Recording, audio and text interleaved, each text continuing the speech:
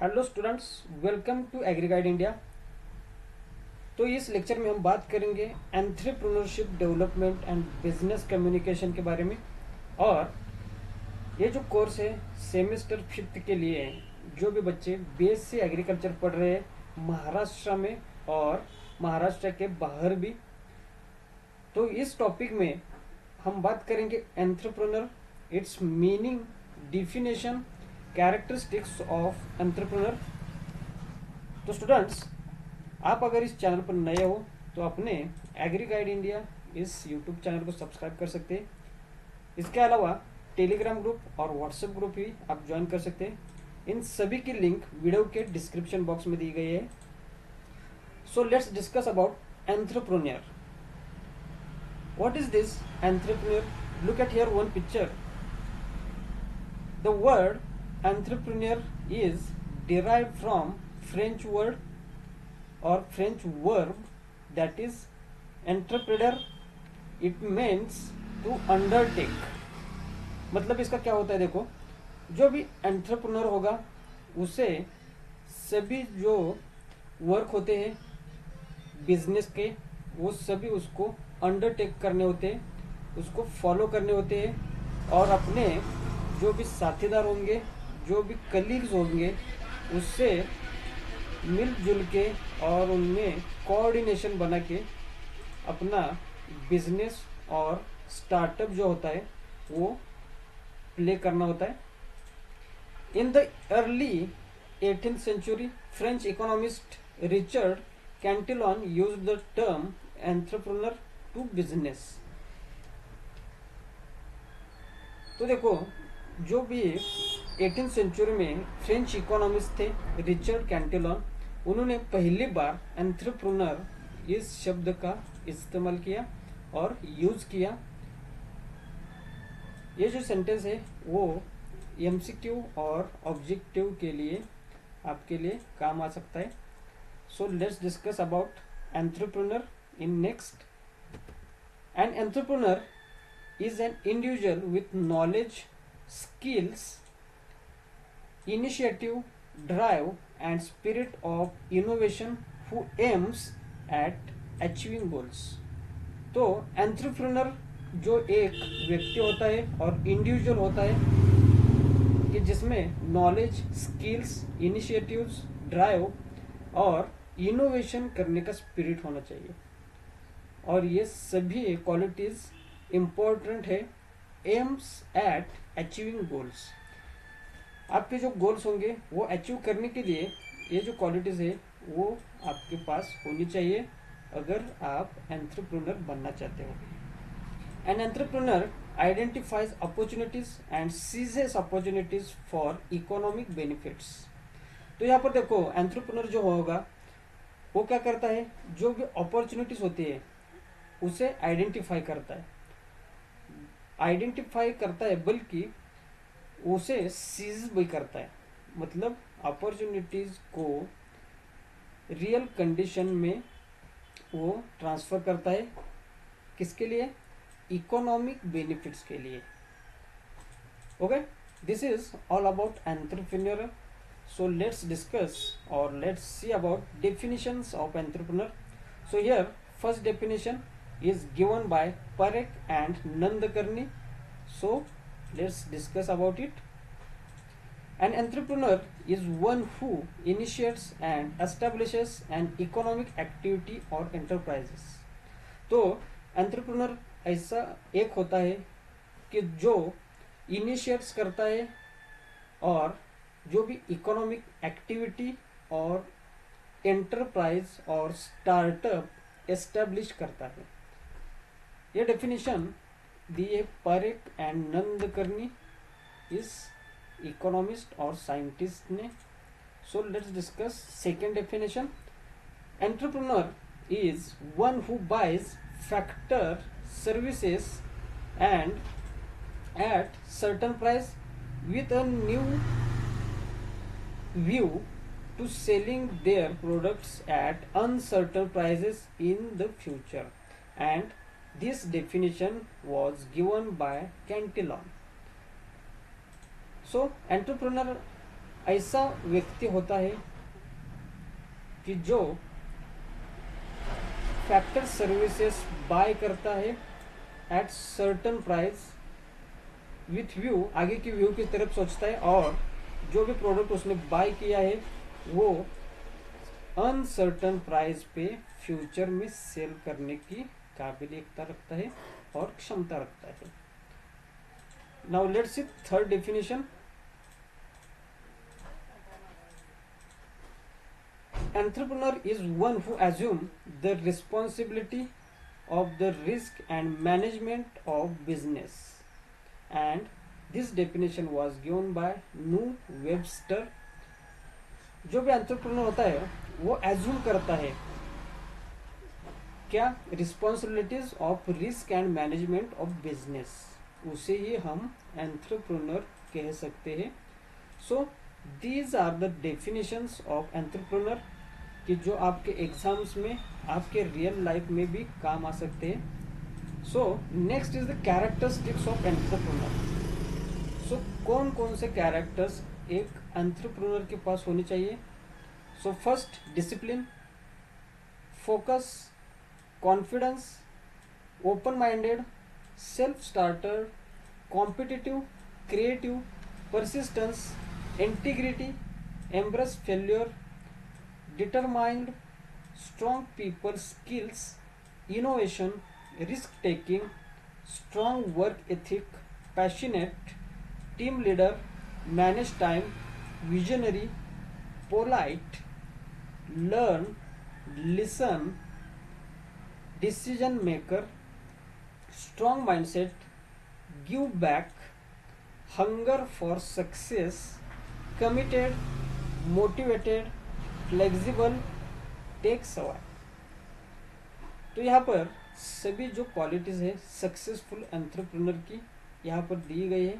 अगर आपके एग्जाम में ऐसा कोई भी सवाल पूछा जाता है तब आप इसमें से क्वालिटीज लिख सकते हैं और उसे अच्छी तरह से एक्सप्लेन भी कर सकते हैं। इसका एक्सप्लेनेशन हम देखेंगे अगली स्लाइड में। So these are the characteristics. इस स्लाइड का स्क्रीनशॉट लेके स्टूडेंट्स को रखना चाहिए because it is very helpful for your knowledge. So first characteristics that is desire for responsibility. So discuss about it. Entrepreneurs help a deep sense of personal responsibility for the outcome of ventures he starts. He prefers to be in control of his resources and use those resources to achieve self-determined goals. So, entrepreneur को responsibility की पहचान होनी चाहिए, Dzire होनी चाहिए कि जो आगे अपने जो वेंचर्स होंगे उसमें से आउटकम क्या निकलता है। उसके अलावा जो भी रिसोर्सेस उसके पास है उस पर एंटरप्रेन्योर का कंट्रोल होना चाहिए और उस रिसोर्सेस का यूज वो अपने सेल्फ डिटरमाइंड जो भी गोल्स होंगे वो अचीव करने के लिए यूज करना चाहिए। So this is desire for responsibility. Next characteristic that is moderate risk taking. The successful entrepreneur prefer to take moderate calculated risk where the chances of winning are neither so small as to be gamble nor so large as to be sure thing. So यहाँ पर देखिए जो भी entrepreneur होगा उसके पास risk taking ability तो चाहिए लेकिन वो भी मॉडरेट रिस्क टेकिंग चाहिए। मतलब जो भी नुकसान होगा वो मॉडरेट लेवल पे होना चाहिए कि जो कैलकुलेटेड होना चाहिए एंटरप्रेन्योर के डिसीजन और प्लानिंग के through. There is calculated risk is chances of winning. Moderate risk होनी चाहिए विनिंग के चांसेस के लिए, बल्कि ना स्मॉल गैम्बल और सो लार्ज कि इसमें जो भी रिस्क होगी वो इतनी ही लेनी चाहिए कि जहां पर आपका स्टार्टअप विनिंग होने का चांसेस होगा. So this is moderate risk taking. So next is the self confidence. There is also agreement that successful entrepreneurs have a high level of the self confidence. They to be believe strongly in themselves and their abilities to achieve goals they set. Each and every entrepreneur need to be self confident, and if he or she will be self confident, then there is high level of chances and achieve the goals they have set. So fourth is the driver and energy.